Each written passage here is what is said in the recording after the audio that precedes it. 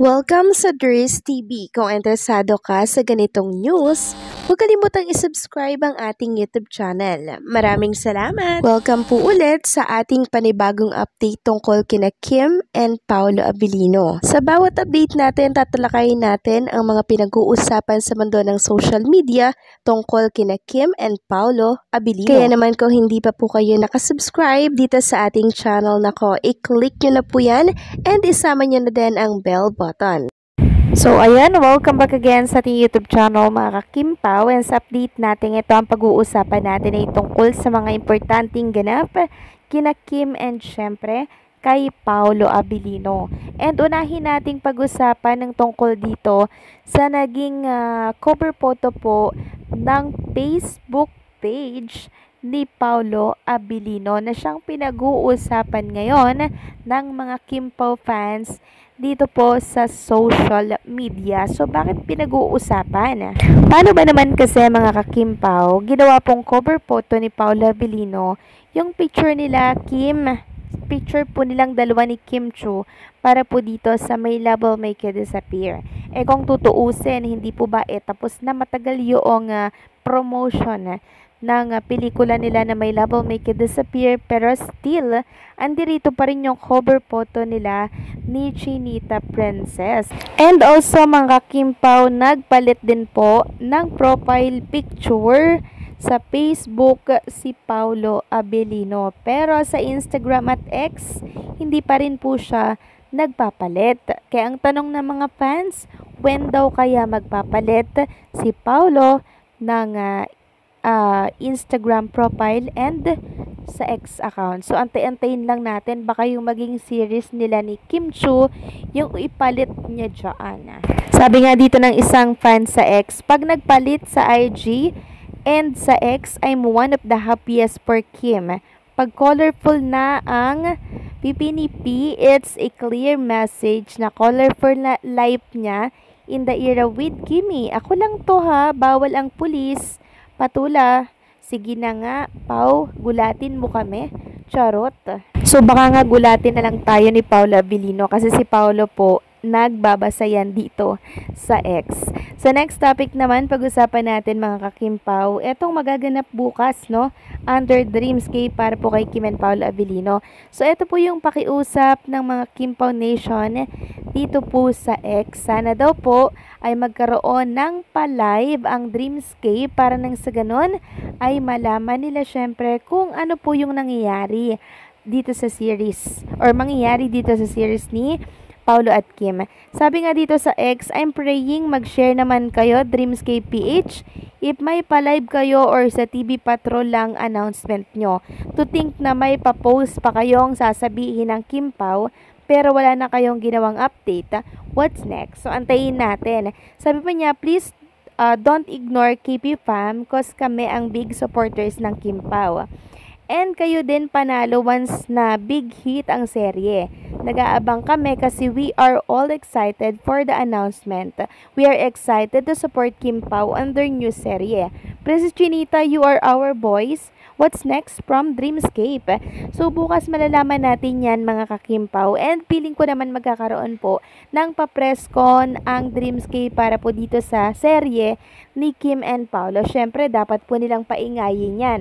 Dapat po nila yung paingayin first day pa lamang, 'di ba? Para maging exciting po ito sa mata ng marami kung ano yung magiging takbo ng kwento.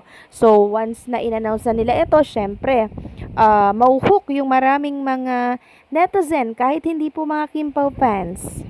Kaya antay lang tayo sa pa-live ng Dreamscape bukas yan, okay?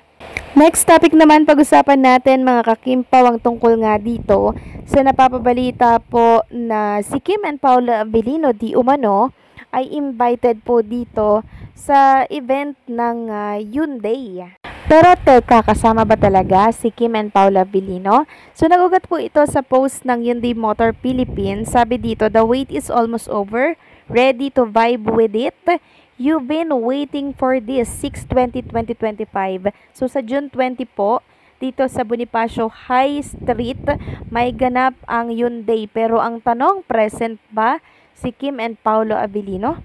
And mabuti na lamang po may isang Kim Pao fan na naglakas loob pong magtanong sa kanyang kaibigan na nagtatrabaho po sa Hyundai kung present daw ba si Kim and Paolo Avellino sa naturang event. And ganito nga po yung ating nabasa sa shinare niya po na screenshot ng combo po or usapan nila noong kanyang kakilala po dito sa Hyundai. So, eto na po yung sagot mga ka-Kim Pao sa mga nagtatanong at nag-aantay kung kasama ang Kim Pao dito. Sabi po dito nung Kim Pao fans na nagtanong, sorry biglaan akong nag-message. So, credit muna sa nag-post na to ha. I-share ko lang sa lahat. Sorry biglaan akong nag-message. May tatanong lang po ako. Sorry nakakahiya. May idea ka ba ipa-attend ang Kim Pao sa event nyo na to? Sorry, big pan lang. Tapos, tinawanan po siya nung kanyang pinagtanungan at ang sagot po ay hindi daw po present si Kim and Paolo Avellino, kundi si Papa P daw ang brand ambassador nila dyan na a-attend and may concert daw si Sarah Geronimo. So, ibig sabihin po, walang Kim Pao sa event ng Hyundai. Sa nagtatanong naman kung bakit hindi po kasama si Kim and Paolo Avellino sa event ng Hyundai, brand ambassador naman sila ng naturang brand. So, siguro may iba't iba po kasi yan na event mga ka-Kim Pao. Hindi naman ibig sabihin na hindi present dito si Kim and Paolo hindi na po sila brand ambassador. So, meron lang talagang kay Paolo Avellino and kay Kim or Kim Pao and meron para doon sa iba. Kay Paolo Avellino, kay Sarah Geronimo, 'diba? So ganun lang 'yon mga ka-Kim Pao, parang rotation lamang 'yon. But at least, 'di ba, nalaman natin na hindi po kasama si Kim and Paolo nang sa ganun wala tayong abangan, wala tayong antabayanan kasi nalaman na natin yung kasagutan So ang pagpokusan muna natin ng atensyon ay itong serye po ni Kim and Paolo Avellino na bukas na i-reveal. Syempre, pag ni-reveal po yan ni Kim and Paolo Avellino under Dreamscape, viral na naman po yan syempre. Meron na mga abangan ng mga Kim Pao Nation.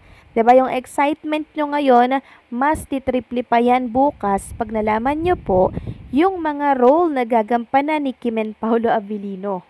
Kaya stay put lang kayo dyan mga ka-Kim Pao, i-relax nyo lang po ang isip ninyo dahil bukas bakbaka na naman po tayo ng usapan para sa kanilang project. And syempre wag kayong mag-alala mga ka-Kim Pao kasi ako ibabalita ko mismo sa inyo yung mga ganap doon, yung mga pinag-usapan doon kung hindi nyo man po masubaybayan yung pa-live ng Dreamscape kung meron man. Pero hopefully sana meron po silang pa-live. Kasi maraming nag-aantay na Kim Pao Nation ng pa-presscon po ng Dreamscape. So, anong sa inyo dito mga ka-Kim Pao? Please comment down below. So, paano hanggang dito na lamang po ang update natin. Maraming salamat sa patuloy na pagsuporta.